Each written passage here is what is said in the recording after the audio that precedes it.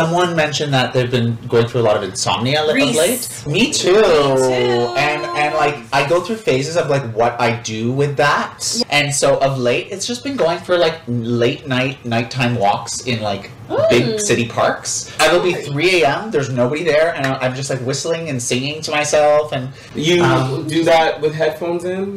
No, outside. Okay. Like my phone is fully just playing music. Okay, just be careful. Just like be aware. Yeah, be aware of your surroundings. Oh, I was watching this other Dr. Nightmare or Mr. Nightmare or something like that, and he essentially tells like true stories that are kind of like terrifying stories. One was literally about people who don't lock their doors. I immediately thought about you. I'm like, for you to be the one who's outside, like if I hear thanks for telling the world. Well, then nobody knows where you live. Nobody knows where you live. Beto, I love Mr. Nightmare. He has some of the best videos. I agree. One time he came home and there was somebody literally underneath his bed. Oh my god! That's terrifying. And he woke up with somebody crawling up under his bed. And I just hope that you start locking your door. It's a calculated risk. Child. But on the edge. You know what? Can I just be that guy and make a generalized statement? That's a very white thing. Like, all of my black friends lock their door. And they're like, there's a lot of my white friends who don't lock their door, and that might speak to a whole other kind of social commentary. Isabella and male, I was gonna say that too. It is a white thing and it is a male thing, particularly a white male thing. Yeah, to feel that safe, that you can just unlock your door, whatever. Wow, Callum, what a thoughtful question. Without exerting too much responsibility onto you, the dynamic of your group seems very aspirable. How do you find the confidence to follow your ambitions without fear of others' judgments? Interesting. First of all, I live with so much thoughts of other people's judgments. Yeah, I was going to say I'm not there even. Yeah, but often when I'm like hesitant to do something, I think, what would Zach do? I think it's partly because you are a very outgoing person, you're a Gemini, you have all these different things,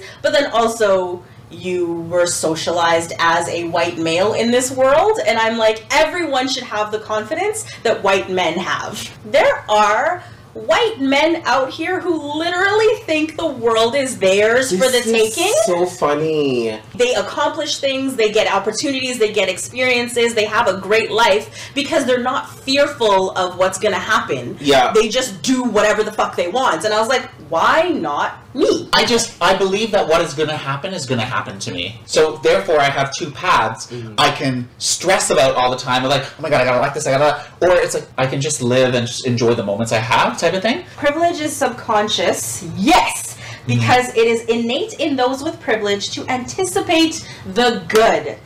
Those who are societally reprimanded will always have to try harder to achieve that same good. Yes, I was actually, when you were saying like, whatever's gonna happen is gonna happen, I'm like, you're right, you're absolutely right, and that's why a lot of times I'm like, what would Zach do? I want to put myself into that mentality, but I was not raised and was not socialized to just assume that good things will happen, and if something bad happens, it's out of my control, whatever. My assumption, based on my life's experiences, is bad things are going to happen. I have to fight for good. Whoa. That literally, sis, breath out of my chest. I'm tearing up, sis. Like, that was. You guys know how I live my life. I live my life with so much fear. I'm very hyper aware of my surroundings and keeping myself and those around me safe. I was literally raised as a black male in this world. I was raised that you are not safe here. You are not safe in this world. So everything that I do is with a layer of I'm always looking over my shoulder. But then you also consume a lot. Like it's a contributor. I'm not saying it's because of this. Consuming so much true crime is also it's not that. Well, I will say, and this is why it's really fun. It's like interesting that these are conversations that RiVerse has all the time. It's just like we have a camera in front of us now, but. For all of you out there as well, anytime there's somebody who is a marginalized person giving their experience, as much as you can, let your first response be, I hear you. Maybe I don't understand it, maybe I haven't experienced it, but right now I'm listening. Very often, even like within ourselves, we always try to like justify things, and I'm like, the first thing needs to be, That's hard and that sucks, and I hear what your experience has been.